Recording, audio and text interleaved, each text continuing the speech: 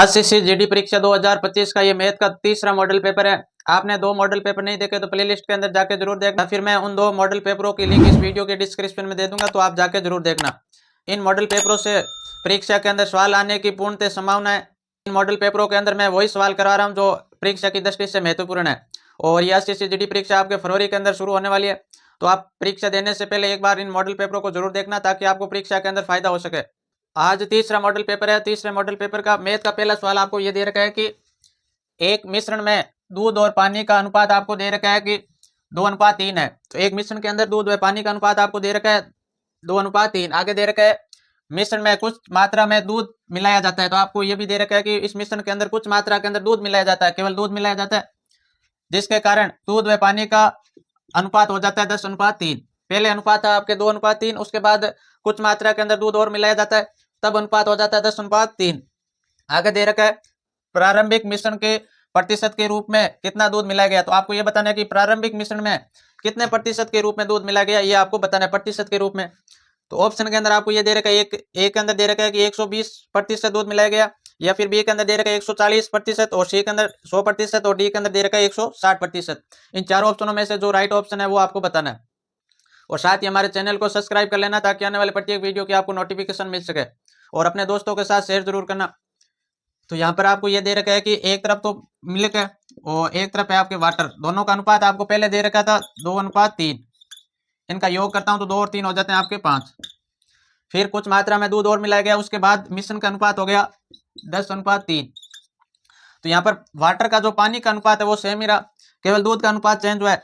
तो पहले 2 था, उसके बाद हो गया 8। तो दोनों का अंतर देखे तो ये हो रहा है 8 का, दोनों का अंतर देखे तो ये हो रहा है आपके 8 का।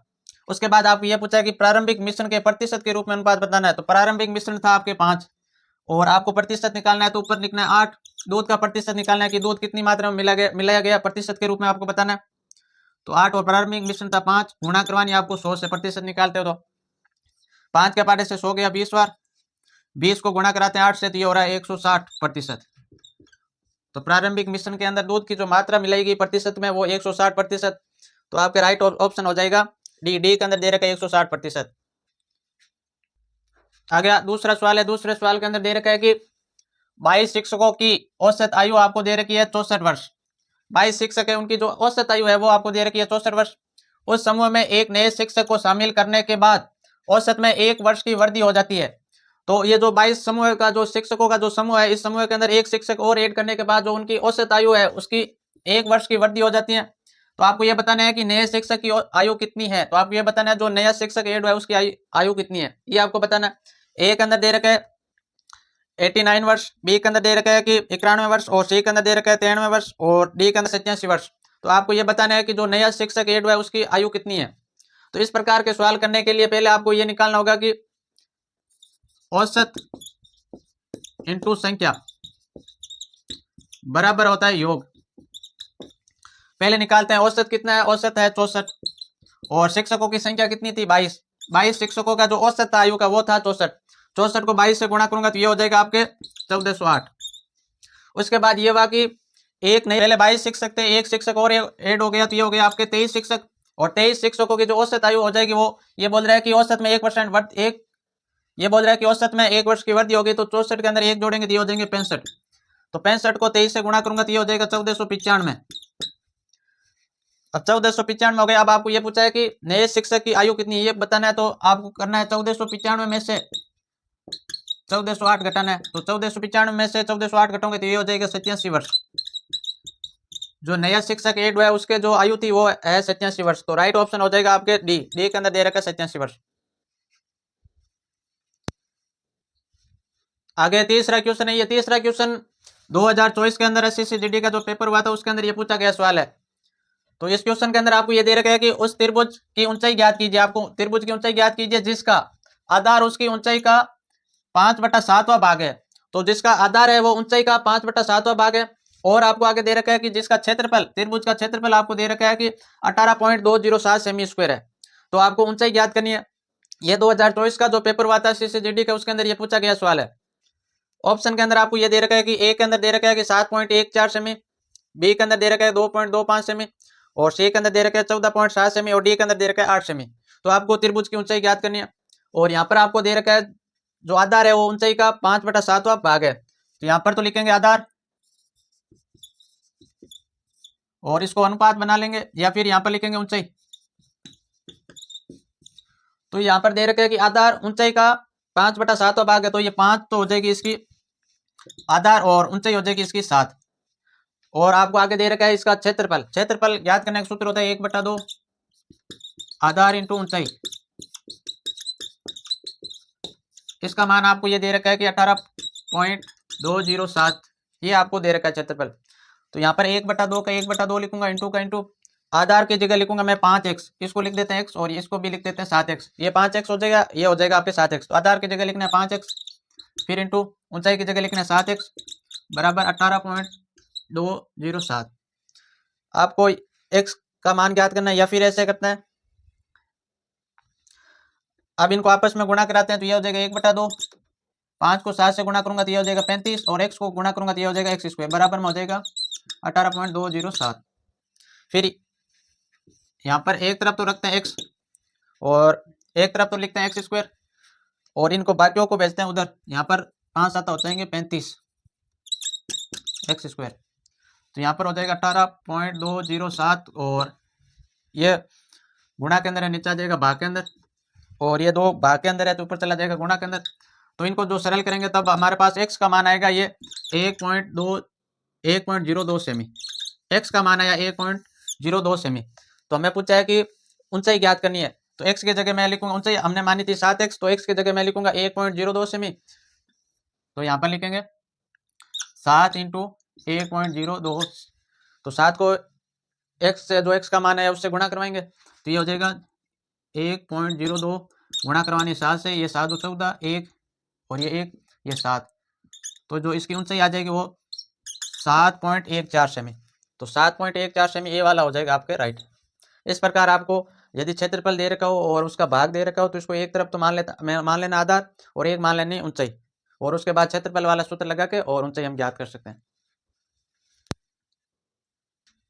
आगे चौथा सवाल है। चौथे सवाल के अंदर आपको दे रखा है कि इसका मान ज्ञात करना है, तो इसको हम बोर्ड मास के नियम से सरल करेंगे। तो पहले यहाँ पर हमें दे रखा है कि भाग, तो इसको पहले ऐसे लिखेंगे, यहाँ 27 इंटू 50 और इसके नीचे लिख देंगे 25, और फिर यहाँ पर गुणा दे रखा है, फिर 5 इंटू 15 में से 14 जाएगा 1, और फिर यहाँ प्लस का प्लस, 800 के अंदर 25 का भाग दूंगा तो ये आएगा 32, फिर 25 के पार्टे से 50 किया 2 बार, और 27 को 2 से गुणा करूंगा तो ये हो जाएगा 54, और फिर गुणा करवानी है 5 को 1 से करूंगा तो 5, और फिर प्लस के अंदर जोड़ना है 32।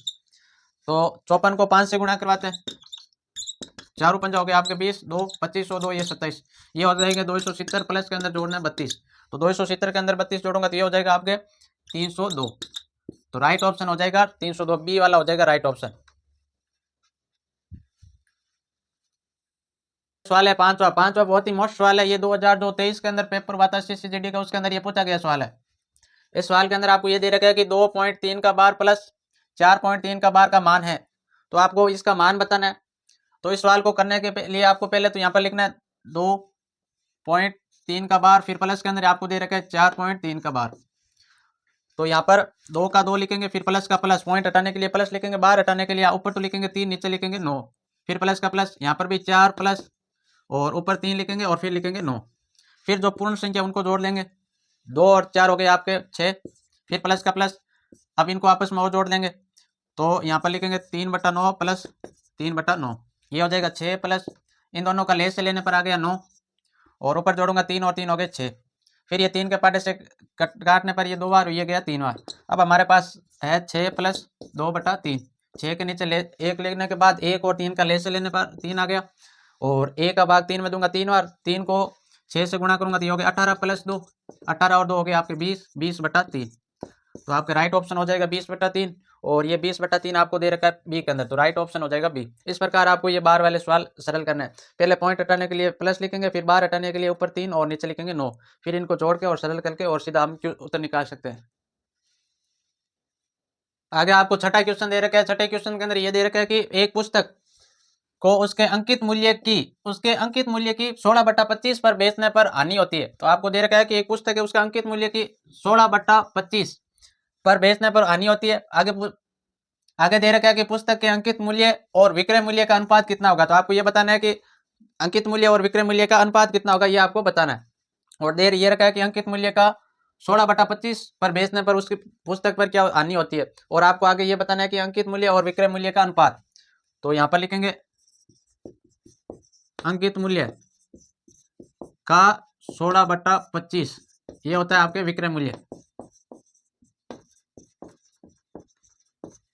ये बोल रहा है कि अंकित मूल्य का 16/25 भाग बेचने पर उसमें होती है हानि होती है, और ये बराबर हो जाएगा आपके विक्रय मूल्य।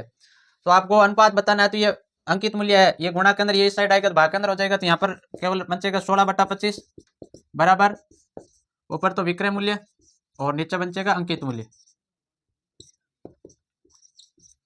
अब आपको अनुपात बताना है, तो ये तो हो जाएगा आपके विक्रय मूल्य, ये हो जाएगा आपके अंकित मूल्य। तो पहले आपको दे रखा है कि अंकित मूल्य, तो अंकित मूल्य यानी कि 25, फिर अनुपात, उसके बाद लिखना विक्रय मूल्य, विक्रय मूल्य यानी कि 16। तो ये हो जाएगा 25/16। तो राइट ऑप्शन हो जाएगा आपके ए के अंदर दे रखा है 25/16।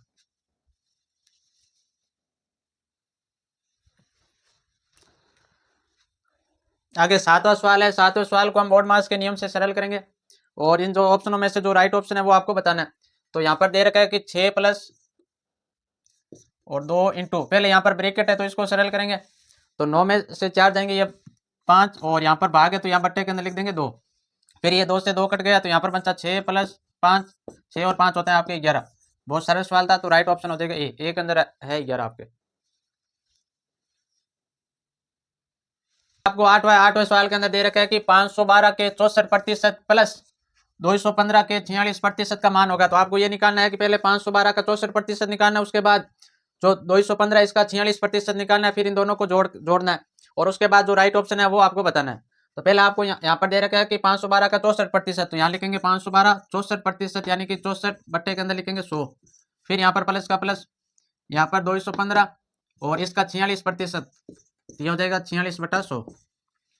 अब पहले हम 512 को 64 से गुणा करेंगे, तो ये हो जाएगा 512 को गुणा करनी है 64 से, तो ये आपके हो जाएगा 32,768, और फिर भाग देना है 100 का, फिर प्लस का प्लस, यहाँ पर आपको दे रखा है 215 को 46 से गुणा करूंगा तो ये हो जाएगा आपके 9,890, और बट्टे के अंदर आ जाएगा 100।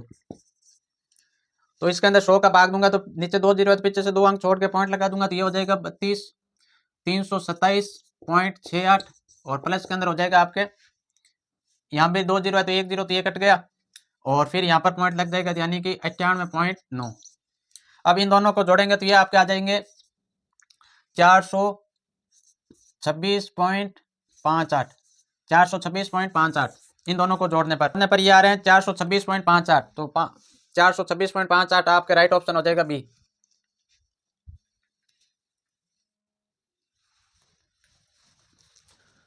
आगे 9वां क्वेश्चन दे रखा है कि 0.5 का स्क्वायर प्लस 0.05 का स्क्वायर का मान है, तो इसका पहले स्क्वायर निकालेंगे और उनके बाद जोड़ के और सीधा मान निकालेंगे। तो यहाँ पर दे रखा है कि 0.5 का स्क्वायर, तो 0.5 का स्क्वायर करूंगा तो ये हो जाएगा 0.25 यानी कि 25, फिर प्लस का प्लस 0.05 का स्क्वायर करूंगा तो ये हो जाएगा आपके 0.0025। अब इनको जोड़ना है तो यहाँ पर लिखेंगे 0.0025, और आपको ये जोड़ना है कि 0.25, तो पीछे यहाँ पर 2 जीरो और लगा देंगे खाली जगह, तो यहाँ पर 5 का 5, फिर 2, फिर 5, फिर 2, फिर पॉइंट का पॉइंट, फिर 0, तो ये आपके हो गया 0.2525 यानी कि 0.2525। तो राइट ऑप्शन हो जाएगा आपके ए के अंदर दे रखा है कि 0.25 और 25। क्वेश्चन है आपके 10वें क्वेश्चन के अंदर दे रखा है कि यदि कोई धनराशि 3 वर्षों में 64/27 गुना हो जाती है तो प्रतिशत चक्रवर्ती ब्याज की दर क्या है। तो आपको बताना है कि प्रति वर्ष चक्रवर्ती ब्याज क्या है, तो आपको ब्याज ज्ञात करना है और वो भी चक्रवर्ती। तो इस स्थिति के अंदर जो ऊपर वाला होता है ये आपको हो जाएगा मिश्र धन, और जो नीचे वाला ये हो जाएगा आपके मूलधन। तो एक तरफ तो आपको लिखना है मूलधन, अनुपात हो जाएगा मिश्र धन। तो मूलधन तो आपके हो जाएगा 27, अनुपात यहाँ पर हो जाएगा मिश्र धन हो जाएगा 64। समय आपको 3 वर्ष दे रखा है तो दोनों तरफ आपको घनमूल ज्ञात कर लेना है, और 2 वर्ष दे रखा हो तब आपको वर्गमूल ज्ञात करना है। समय आपको 3 वर्ष है तो घनमूल, तो 27 का घनमूल होता है आपके 3, 64 का होता है 4, दोनों का अंतर देखें तो ये आ रहा है 1 का। अब हमें ब्याज ज्ञात करना है, ब्याज की दर ज्ञात करनी है, तो ब्याज की दर ज्ञात करनी है तो यहाँ पर ऊपर लिखेंगे अंतर है 1 का, और नीचे आ जाएगा मूलधन, और इंटू के अंदर कर देंगे 100, तो 100 को 1 से गुणा करेंगे तो 100 बटे के अंदर आ जाएगा 3, तो 100 के अंदर 3 का भाग दूंगा तो यह आ जाएगा 33 सही 1/3%। जो ब्याज की दर आई है वो हमारे पास आई है 33 सही 1/3%। तो राइट ऑप्शन हो जाएगा बी। तो आज की क्लास के अंदर हम SSC परीक्षा 2025 के जो मॉडल पेपर है तीसरा, इसके 10 सवाल करेंगे। आगे जो 10 सवाल है वो अगली क्लास के अंदर करेंगे।